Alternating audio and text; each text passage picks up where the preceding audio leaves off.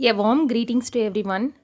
Agriculture Makers team welcomes you to this video, and I'm very much glad to meet you all again in this video. And in this video, we are going to see the soil orders, and it is the part 2 video, which is the continuation of the previous one. Among the 12 orders in the last video, we have seen the inceptisol, entisol, vertisol, oxisol, altisol and alphisol, and in this video we are going to see the remaining 6 orders. Come on, let's get into the video. In first we are going to see histisol. It is derived from a Greek word histos, meaning tissue, and these are organic materials rich soil. We know that increase in organic material reduces the bulk density and particle density. So this soil order has low bulk density and it is poorly drained because the organic matter holds the water very well, and these histisols are said to be acidic in nature, and it is deficient in plant nutrients as most of the nutrients are washed away in the moist soil.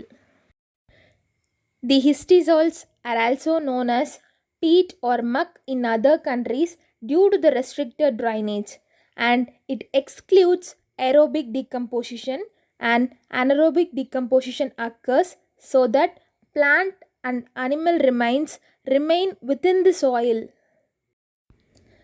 These histisols are very important ecologically because the histisol and gellysol has high organic carbon reserve.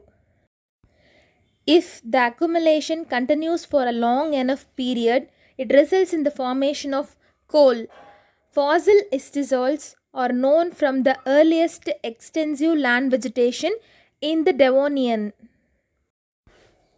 Coming to the next, it is gellysols.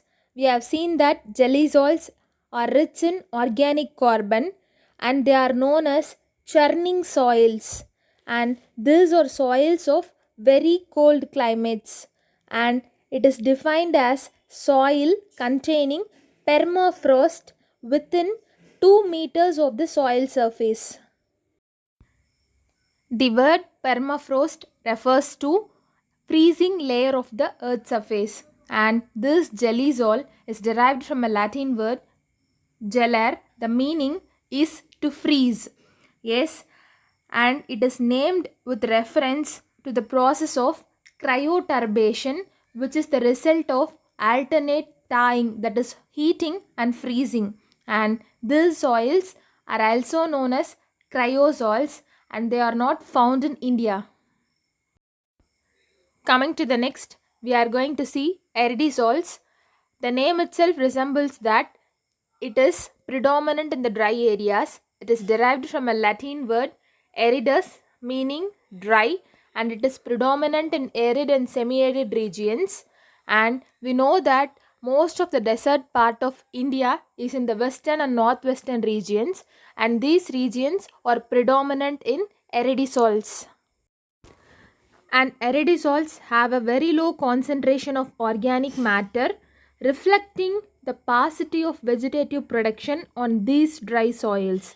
Water deficiency is the major problem in these aridisols, and these subsoil horizons can also be cemented by carbonates, gypsum and silica accumulates due to the water deficiency, and the surface of the aridisols are accumulated with salts resulting in salinization.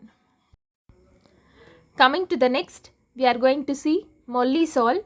Mollisols are predominant in semi-arid to semi-humid areas, and it is typically found in the grassland cover, and their parent materials are basic rich, that is the base saturation is above 50%. We have already seen in part 1 that the altisols contains less than 35% base saturation, and the alphisol contains at least 35% base saturation. Likewise, Here mollisol contains greater than 50% of base saturation. Also, it is rich in calcareous materials such as limestone, and also it contains the wind-blown sand. The main process that lead to the formation of grassland mollisols are melanization, decomposition, humification and pedoturbation, and we have also seen in the previous video that pedoturbation due to animals is the soil formation process in oxisol too. Likewise, here also pedoturbation is the process of soil formation in grassland mollisol. Remember, mollisols have deep and high organic matter, and also it has rich soil surface, that too in particular in the A horizon between 60 to 80 centimeter, and this area is said to be mollic epipedon.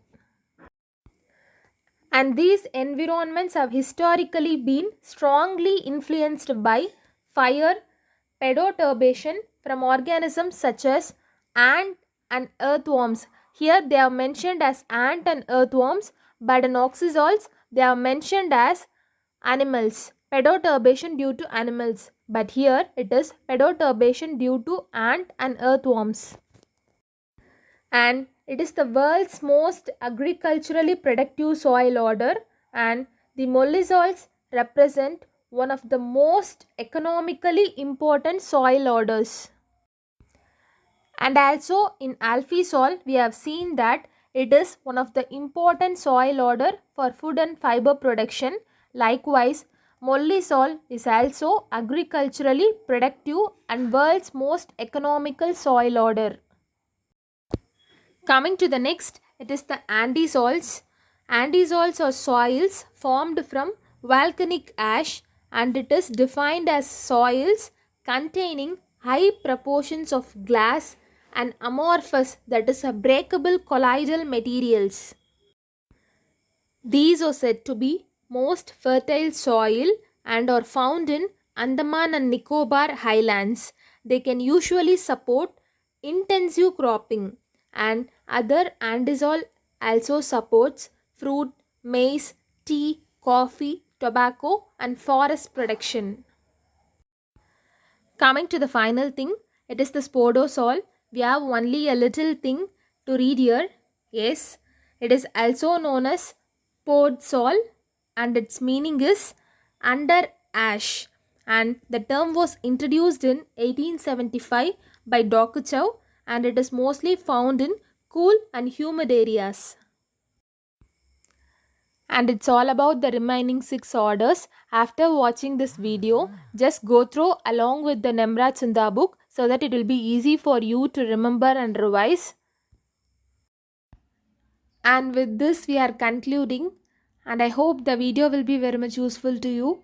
Thank you for all your support, and do subscribe our channel for the next earliest updates by tapping on the bell icon.